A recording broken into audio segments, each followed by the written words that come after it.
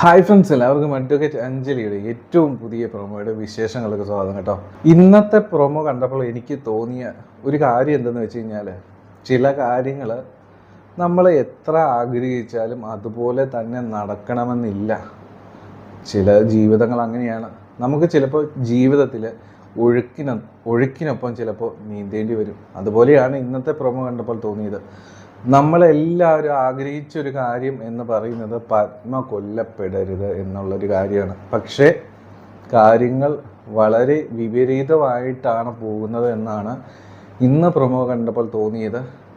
പത്മ കൊല്ലപ്പെട്ടു എന്ന് ഏകദേശം ഒരു 99% ഉറപ്പിക്കാവുന്ന രീതിയിലാണ് ഇന്ന് കാര്യങ്ങൾ പ്രൊമോയിലൂടെ വ്യക്തമായിട്ടുള്ളത് കേട്ടോ. കണ്ടപ്പോൾ ശരിക്കും നിരാശയാണ് തോന്നിയത്. ഒരുപാട് പ്രതീക്ഷിച്ചിരുന്നു.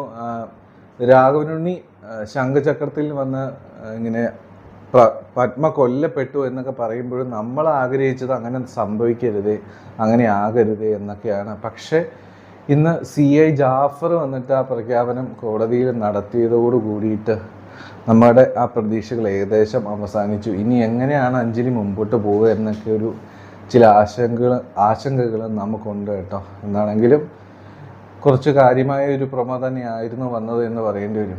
ഇന്നത്തെ എപ്പിസോഡ് നിങ്ങളെല്ലാവരും കണ്ടു കാണുമെന്നാണ് ഞാൻ പ്രതീക്ഷിക്കുന്നത്. അതിൻ്റെ റിവ്യൂസും കാര്യങ്ങളൊക്കെ നമ്മൾ ഇട്ടിട്ടുണ്ടായിരുന്നു. ഇന്നത്തെ എപ്പിസോഡിൽ പ്രധാനമായിട്ടും നമ്മൾ കണ്ട സീന് എന്ന് പറയുന്നത് നമ്മുടെ അർജുനെ പൂട്ടിയിട്ടിരിക്കുകയാണ് മുറിക്കുള്ളിൽ. അതായത് അവർക്കറിയാം അർജുൻ പുറത്തിറങ്ങിയാൽ പത്മയെ കൊല്ലാനായിട്ട് പറ്റത്തില്ല. പത്മയെ ഇല്ലാതാക്കണമെങ്കിൽ അർജുൻ അവിടെ ഉണ്ടാകരുത്. കാരണം ഏത് വിധേനയും നമ്മുടെ അർജുൻ പത്മയെ രക്ഷിക്കുമെന്ന് രാഘവനുണ്ണിക്കും കുറുപ്പിനും നന്ദിനിക്കൊക്കെ അറിയാം കേട്ടോ. എന്താണെങ്കിലും കൊടും ചതിയിലൂടെ നമ്മുടെ അർജുന് എനിക്ക് തോന്നുന്നു വല്ല രാത്രിയിൽ ഫുഡിൻ്റെ കൂടെ മരുന്ന് കലക്കി, ഉറങ്ങാനുള്ള മരുന്ന് കലക്കി കൊടുത്ത് ഉറക്കി കിടത്തി. അതുകൂടാതെ പുറത്ത് നിന്ന് പൂട്ടി മൊബൈലും അങ്ങനെയുള്ള കാര്യങ്ങളെല്ലാം മാറ്റി വെച്ചു. ശരിക്കും വലിയൊരു ട്രാപ്പിൽ പെടുത്തിയിരിക്കുകയാണ്. വലിയൊരു കൊടും ചതി തന്നെയാണ് അർജുനോട് ചെയ്തിട്ടുള്ളത്. ഓൾറെഡി കാവ്യയുടെ കേസിൽ ചെയ്യുന്നതെല്ലാം അവർ ശുദ്ധ തെമ്മാടിത്തരമാണ്. അത് കൂടാതെയാണ് അവർ ഇങ്ങനെ കൂടി ചെയ്യുന്നത് എന്ന് ഓർക്കണം. ശരിക്കും മനസാക്ഷിയില്ലാത്ത രണ്ട് ജന്മങ്ങളാണ് കേട്ടോ ഈ നന്ദിനിയും ഈ രാഘവനുണ്ണിയും. ഇല്ലെങ്കിൽ ഇങ്ങനെയൊക്കെ ചെയ്യാനായിട്ട് പറ്റുമോ? അത് മാത്രമല്ല, എനിക്ക് പലപ്പോഴും എൻ്റെ മനസ്സിൽ തോന്നിയൊരു കാര്യം എന്താണെന്ന് വെച്ച് കഴിഞ്ഞാൽ, ഈ നമ്മുടെ ഈ പത്മക്കുട്ടി എത്രയോ നാൾ ഇവർക്ക് വെച്ച് വിളമ്പി ഫുഡ് കൊടുത്തിട്ടുള്ളതാണല്ലേ. എന്നിട്ടും പത്മയെ കൊല്ലാൻ പോകുന്നു എന്ന് പറയുമ്പോഴും അതിന് അനുവാദം കൊടുക്കുന്ന ഈ രാഘവനുണ്ണി അത്ര ഒരു നിസ്സാരക്കാരനല്ല. അങ്ങനെ ഒരു മനുഷ്യഗണത്തിൽ പെടുത്താൻ പറ്റുന്ന ഒരാളല്ല എന്ന് എനിക്ക് പലപ്പോഴും തോന്നിയിട്ടുണ്ട്. ചിലപ്പോഴൊക്കെ അയാൾ ഓക്കെ ആകും എന്നൊക്കെ തോന്നിയിട്ടുണ്ടെങ്കിലും ഇനി എനിക്ക് പ്രതീക്ഷയൊന്നുമില്ല. അർജുൻ്റെ കേസിൽ അയാൾ തൻ്റെ തെറ്റുകൾ തിരുത്തുമെന്നൊക്കെ ഞാൻ പലപ്പോഴും പ്രതീക്ഷിച്ചിട്ടുണ്ട്. എപ്പോഴെങ്കിലൊക്കെ ചെയ്ത് തെറ്റായി പോവും എന്നൊക്കെ ചിന്തിച്ചിട്ടുണ്ട്. പക്ഷേ അയാൾ ഒരിക്കലും തിരുത്താൻ പോകുന്നില്ല എന്നുള്ളൊരു കാര്യം ഉറപ്പാണ്. എന്താണെങ്കിലും അതുകൂടാതെ ഇന്ന് കോടതിയുടെ മുറ്റത്ത് വെച്ച് നമ്മുടെ ശിവരാമൻ ചേട്ടനും രാഘവനുണ്ണിയും തമ്മിലൊന്ന് വാക്കുകൾ കൊണ്ട് ഏറ്റുമുട്ടുന്നുണ്ട്. നമുക്കറിയാം പണ്ട് ഒരുപാട് നോവിച്ച് വിട്ടതാണ് നമ്മുടെ ശിവരാമകൃഷ്ണൻ ചേട്ടനെ ഈ രാഘവനുണ്ണി.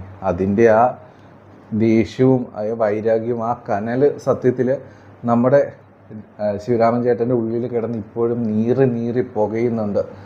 അതിനുള്ളൊരു മറുപടി നമ്മുടെ അഞ്ജലിയിലൂടെ കൊടുക്കണം. അതാണ് നമ്മുടെയും ശിവരാമൻ ചേട്ടൻ്റെ ഏറ്റവും വലിയ ആഗ്രഹം എന്ന് പറയുന്നത്.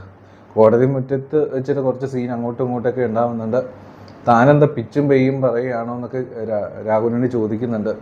ശിവരാമൻ പറയുന്നുണ്ട് തൻ്റെ അധപതനം പത്മ കേസോടുകൂടി ആരംഭിക്കാൻ പോവുകയാണ്. ജീവിതത്തിൽ ആദ്യമായിട്ട് താൻ തോൽവി എന്തെന്ന് അറിയാനായിട്ട് പോവുകയാണ്. ഇങ്ങനെയൊക്കെ പറഞ്ഞ സീനുകളുണ്ടായി. അപ്പോഴും രാഘവനുണ്ണി വളരെ കളിയാക്കുന്ന രീതിയിലാണ് ശിവരാമനോട് പെരുമാറുന്നത്. താൻ വല്ല ഉറക്കപ്പായി എഴുന്നേറ്റ് വന്നതാണ്, താൻ എന്തൊക്കെ പിച്ചും പെയ്യ ആടോ പറയുന്നത്, അതെയോ താൻ വല്ല സ്വപ്നവും കണ്ടോ? ഇങ്ങനെയൊക്കെ പറയുമ്പോഴാണ് നമ്മുടെ അഞ്ജലിക്കുട്ടി വന്ന് ഇടപെടുന്നത്. സ്വപ്നമല്ല, ഇത് യാഥാർത്ഥ്യമാണ്, ഇത് ശരിക്കും സംഭവിക്കാൻ പോകുന്ന കാര്യമാണ്. അങ്ങനെയൊക്കെ പറഞ്ഞ് നമ്മുടെ അഞ്ജലി വരുന്ന ഒരു സീനോട് കൂടിയിട്ടാണ് ഇന്നത്തെ എപ്പിസോഡ് തീർന്നിട്ടുണ്ടായിരുന്നത് കേട്ടോ. എന്താണെങ്കിലും നമുക്ക് പ്രൊമോയുടെ കാര്യങ്ങളെപ്പറ്റി പോകാം. പ്രൊമോ ആരംഭിക്കുന്നത് നമ്മൾ ഇന്ന് എപ്പിസോഡ് തീർന്ന ആ ഒരു ഭാഗത്തിൻ്റെ സീനുകൾ തന്നെയാണ് പ്രൊമോയിലും കാട്ടുന്നത് ആദ്യം കേട്ടോ. ശിവരാമൻ രാഘവനുണ്ണിയോട് പറയുകയാണ് പത്മ കേസിൽ താൻ തോറ്റു തുന്നം പാടും, തൻ്റെ തിരിച്ചടികൾ ഓരോന്നായിട്ട് ഇന്ന് ഇവിടെ നിന്ന് ആരംഭിക്കും.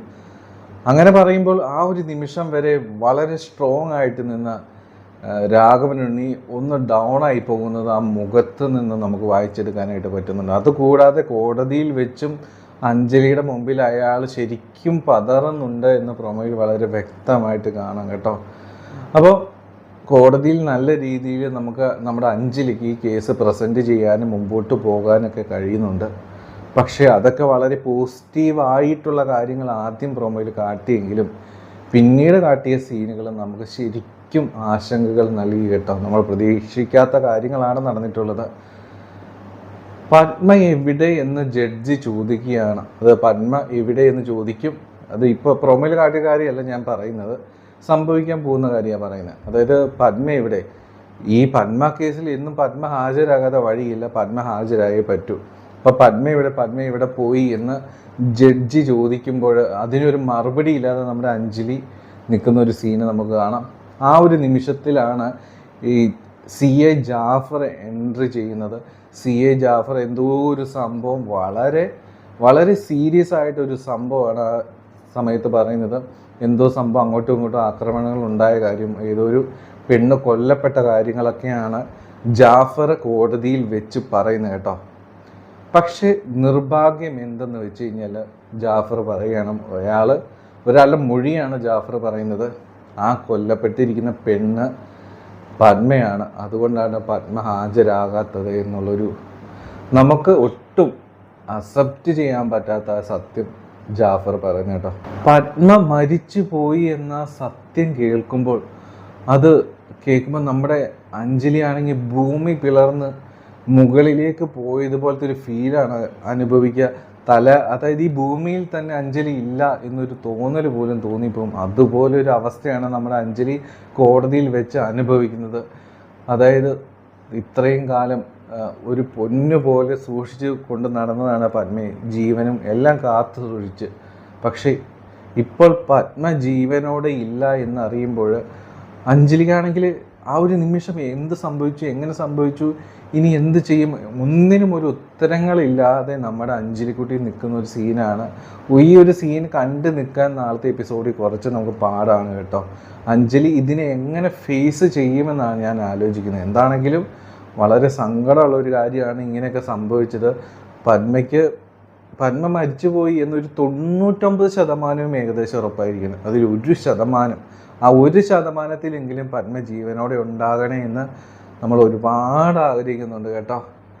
അപ്പോൾ എന്താണെങ്കിലും നാളത്തെ എപ്പിസോഡ് കുറച്ച് ടാസ്ക് എപ്പിസോഡ് തന്നെയായിരിക്കും കേട്ടോ. എന്താണെങ്കിലും നാളത്തെ എപ്പിസോഡിന് വേണ്ടിയിട്ട് നിങ്ങളെല്ലാവരും കാത്തിരിക്കുക. നമ്മൾ അതിൻ്റെ റിവ്യൂസൊക്കെ രാവിലെ തന്നെ ഇടുന്നതായിരിക്കും. നിങ്ങൾ കാണുക, സപ്പോർട്ട് ചെയ്യുക. നമ്മുടെ ഈ ചാനൽ ആദ്യമായിട്ട് കാണുന്നവരൊന്ന് സപ്പോർട്ട് ചെയ്യണം കേട്ടോ. ചില കുറ്റങ്ങളും കുറവുകളൊക്കെ ഉണ്ടാവും, എങ്കിലും അതൊക്കെ നമ്മൾ പരിഹരിച്ച് വരുന്നുണ്ട്. ഞാൻ ആദ്യം വീഡിയോസ് ഇടുന്നതിൽ നിന്ന് ഒരുപാട് ഇമ്പ്രൂവ് ആയിട്ടുണ്ട്. നിങ്ങൾ ആദ്യമുള്ള വീഡിയോസൊക്കെ ഒന്ന് കണ്ടു നോക്കിയാൽ നിങ്ങൾക്കത് മനസ്സിലാവുന്നതാണ്. എന്താണെങ്കിലും നമ്മുടെ ചാനൽ ആദ്യമായിട്ട് കാണുന്നവരൊന്ന് സപ്പോർട്ട് ചെയ്യണം കേട്ടോ. അപ്പോൾ എല്ലാവർക്കും നല്ലൊരു ശുഭരാത്രി. Take care. Bye bye.